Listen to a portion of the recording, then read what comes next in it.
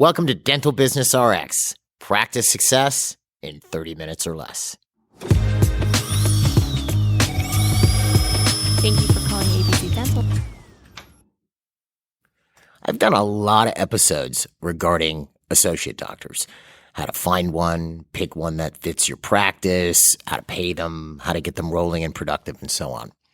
And in light of this, I've had a number of requests from associate doctors, as well as dental students, to do an episode looking at things from the other perspective. Specifically, if you're an associate doctor, how would you pick the situation or practice in which to hang your hat, so to speak, and work in? So that's what I'm going to be talking about in this week's episode. And I should say, even though this episode is targeted for associate doctors, even if you're not an associate, you're an owner or an office manager, this episode will have a bunch of beneficial information. I'll be laying out some best practices, so to speak, to ensure your associate hiring process goes smoothly and that you start the relationship on the best foot. With all that said, my name is Jeff Bloomberg and I'm your host, and let's just roll with the episode. So if you're an associate doctor, how you pick the situation that's the best fit for you really depends on a few things. The most important of which would be, one, what your long-term plan is, and two, what your level of clinical experience and skill. Now, obviously, I'm assuming you want to set up shop in a good environment, nothing toxic or problematic, and I'll be framing this episode from that perspective.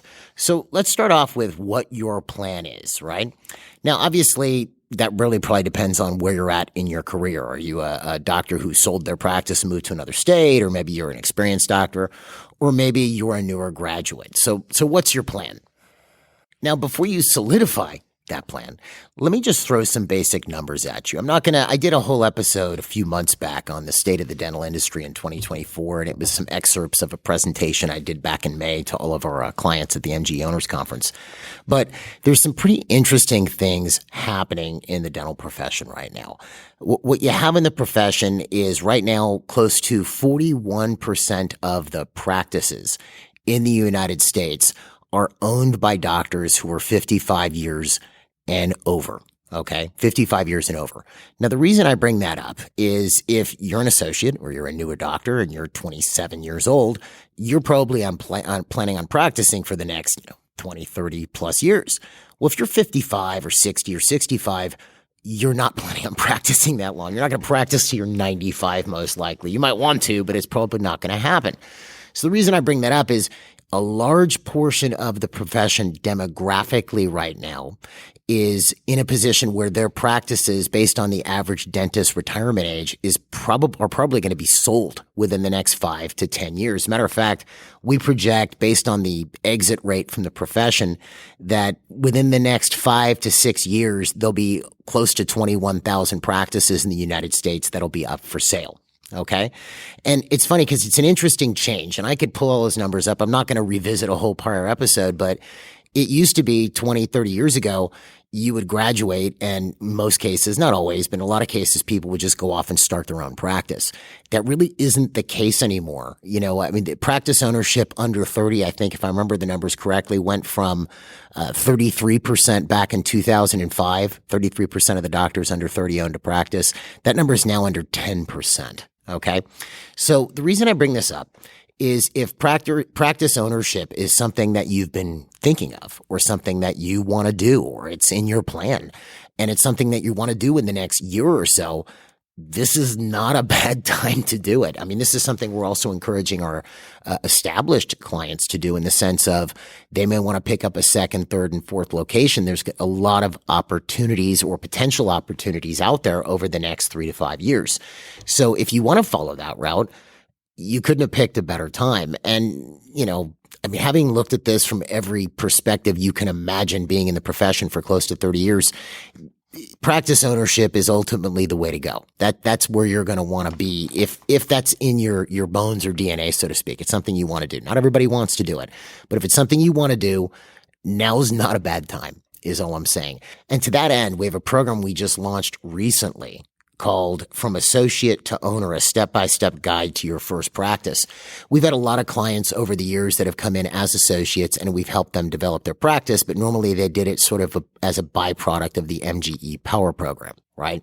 So this is more tailored to somebody who wants to get a practice, and that's what this program is all about. It gets you completely set up from concept, like, hey, I want to own a practice, to practice selection, to figuring out how to finance it, get it staffed, get it launched, all the little ridiculous items you could conceive of that you would need before you open for day one, as well as to building the basic infrastructure to get you productive over the first few months.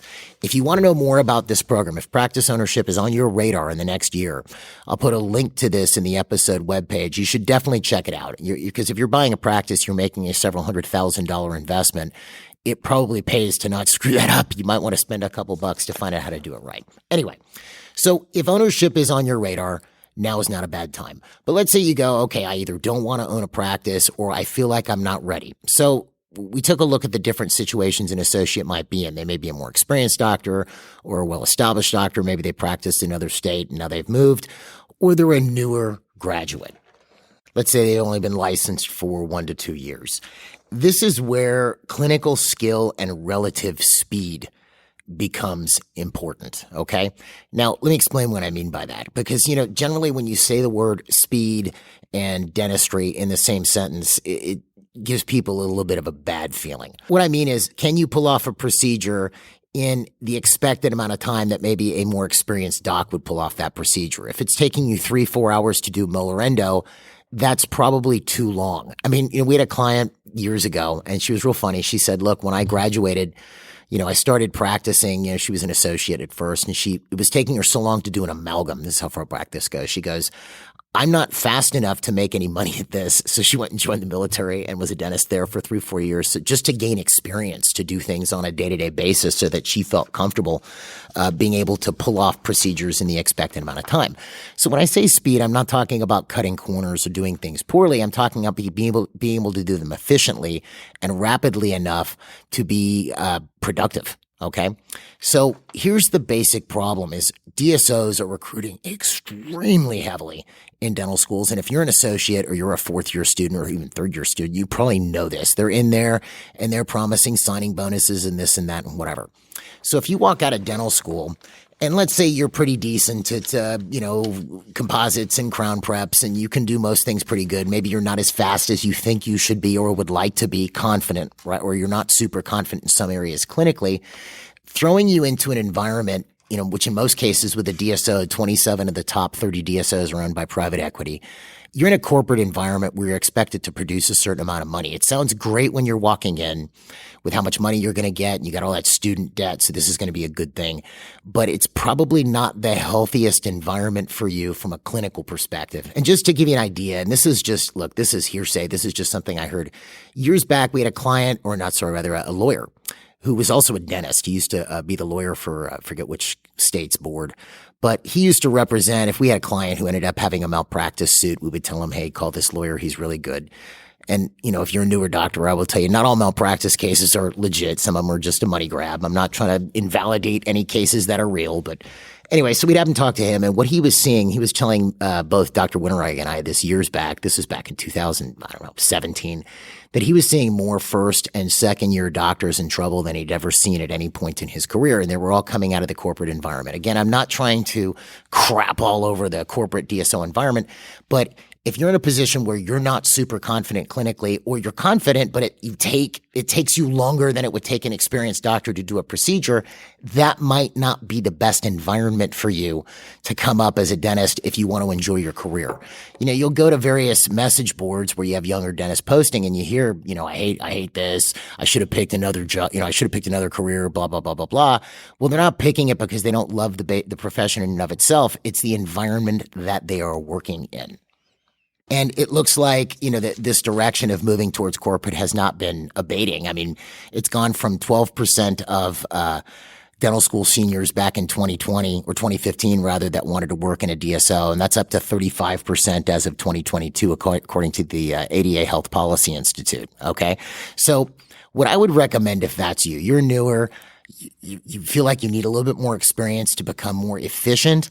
I would look for a situation that was more of a mentorship. Not where you're not going to work and make money. That's not what I'm saying. You still got to make a living, okay? But you want to work for an owner doctor that can sort of mentor you as you come along, right? And most likely, if you find yourself in that situation, the owner doctor is going to want you to do procedures that they themselves no longer want to do, which might be single crowns, kids, emergencies. You might be the on-call doc, etc. Right? But on the plus side is you'll be making a living and you'll be working in a practice where the owner doctor is actually looking out for you and helping you improve your clinical skill. So in other words, I would go private. I would go into a private dentistry type situation. So now how do you pick that private dentistry situation that works best for you? Well, there's a few things. Look, obviously I may miss some stuff, so don't fault me on that, but I'm just going to kind of give you the big points I would be looking for. So let's say you find a situation like this. Someone's looking for an associate and you respond to the ad. So what would I be looking for as the associate? Well, the first thing, obviously, when you get there, you're probably going to get a tour of the office. I'm going to look at the practice. How do the staff seem? Do they seem somewhat upbeat? Does the office seem clean? Does the equipment look decent? You talk to the owner doctor a bit. Does this look like somebody that you could learn something from? I would want to know what this doctor's treatment philosophy is, because maybe you've probably got some idea of what your treatment philosophy is or is going to be. You want to make sure that you have a bit of a match. If their thing is like, look, in this practice, we only do what insurance covers, and they're willing to leave active disease, because there are offices like that, because insurance has run out, and that doesn't match your ideal in dentistry, then I would probably keep looking. I mean, look, I know you need a job, but you should not sell your soul. And I know you're under financial pressure, but do not sell your soul, especially you're early in your career. It's going to get better as you get more and more experience. So find that situation where here's a doctor, they're cool, I get along with this person, they seem like I could really learn from them, and I have things I could offer them. I'm willing to do things that they need me to do. This may be a good fit for you. As far as pay, what's acceptable would be 30% of production. And by production, I mean, what the office collects for whatever that procedure is. The reason I bring this up is some people get all, stuck on this point. Well, you don't always collect what you produce, or is it adjusted production? If that office is taking PPOs and they charge $800 for a crown, well, you'd get paid 30% of $800, okay? And that might be something you want to look at as well. If this office has a lot of different types of discounted plans in them, or PPOs or things of that nature, you may not want to work in that environment, especially if you're being paid, even if you're being paid a per diem and a bonus on production. You might find yourself in a situation where you're getting less than you potentially could. If you're decent at crowns, let's say, and you're going to be doing some, and the full fee for the office is $1,400, but 85% of the patients are PPO patients, and the average PPO fee is $850. That took your earnings for that crown down from $360 to close to $200 and something. Not that it should be all about the money, okay? That isn't the point. But it has to work for you too. You can't work for free. You have to make a living, okay? So you might want to get an idea of that. Obviously, you don't want to come in from the perspective of what can you do for me? That's just a turn off from an interviewing perspective to begin with anyway. If someone comes to me and they're interviewing, it's all about what I could do for them. It's sort of the wrong idea. It's what can they do for me and what am I going to do for them? Usually from an interviewer perspective, I'm looking for an employee who, they're making it very clear to me what they're bringing to the table. It's not all about what I'm going to do for them. Obviously, I'm expected to do things for them. I expect to have benefits and all these different things because that's part of giving them a job. But I want to make sure that they have their head on straight in the sense that they're here to help the group, right? So then you get your pay ironed out. You like this person.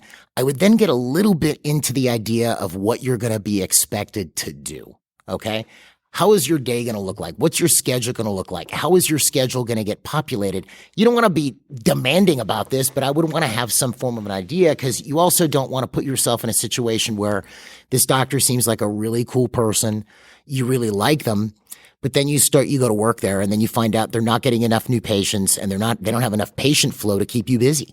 So then, you work there 2-3 months, you get attached to the people that you're working with, and then you find the owner doctor in their office and they have you doing procedures that they should be doing, and then it's not working financially and you're gone. You obviously want it to last a little bit longer. So you would want to get an idea. So what would my schedule look like? You've agreed on all these things, treatment philosophy, everything else. Like, how would patients get on my schedule? And they go, okay, well, I'm going to be presenting the treatment and these are the procedures you're going to be doing. I'm going to have you seeing some recall patients. I'm going to introduce you to my patients and blah, blah, blah, blah, blah. Then you can get a bit of an idea of, how your schedule is going to get filled. If you are expected to do any type of treatment presentations, you're going to want to learn how to do that because that's obviously going to affect your overall productivity. It may come as a bit of a shock to you, especially if you haven't been in the private field too long, that patients have to be sold the treatment that you're going to do. But they do. So you're going to want to learn how to do that. But ultimately, you want to make sure that you're going to be busy enough in order to make this work and that the office is busy enough to actually support you. What does this owner doctor think that your schedule would look like and how would that equate into X amount of production? And would that work for you? And would it work for the practice too?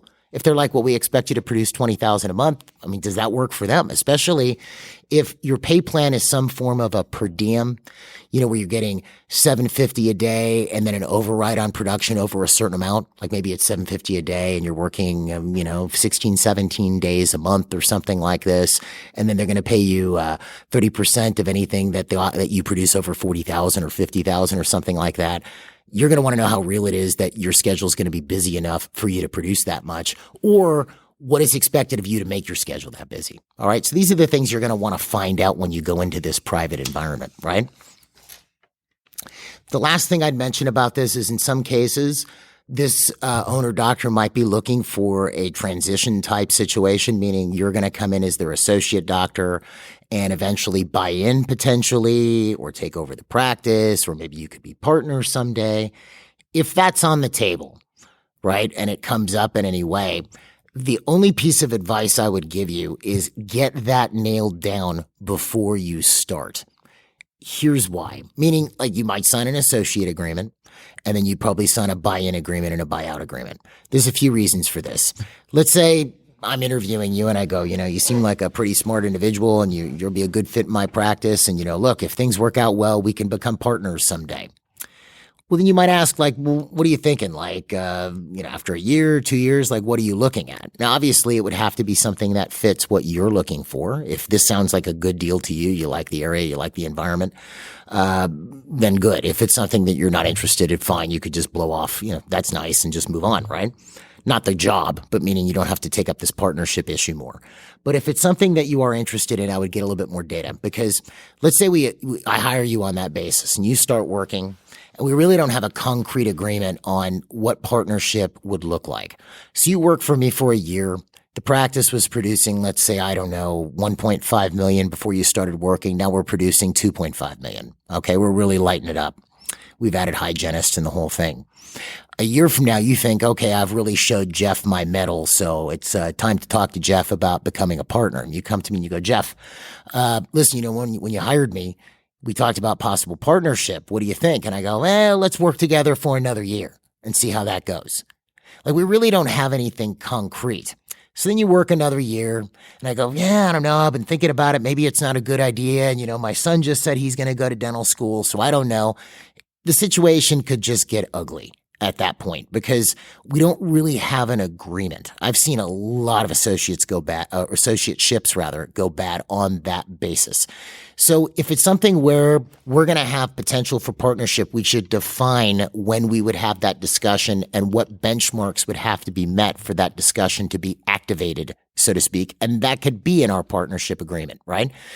So we've been working together for a year. After a year, we're going to have a meeting. And if these benchmarks have been met, partnership is now on the table, and this is the buy-in amount. And that's another thing too, because in some cases, look, there's numerous different ways of looking at this. Okay.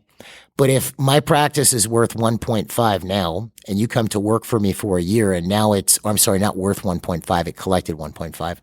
So that means it's really worth more like, about $1 million, a little bit over $1 million. And then a year from now, we're doing 2.5. Well, now my practice is worth a lot more than $1 million. So are you going to be paying for the new price or the old price or somewhere in the middle? This is all stuff, if partnership is on the table, that you want figured out before you actually start working in the practice. They don't have to accept you as a partner yet. You're just on an associate agreement, but benchmarks are in place. An agreement is in place that after we've met those agreements and we're both happy with each other, we can start talking partnership so we don't have ugly fallout later. Okay. And that's obviously the same advice I would give to an experienced associate as well. Okay. But otherwise, those are the basic points you're going to want to look at. I would definitely recommend more of a private mentorship type situation with somebody who's doing things the way that you want to do them.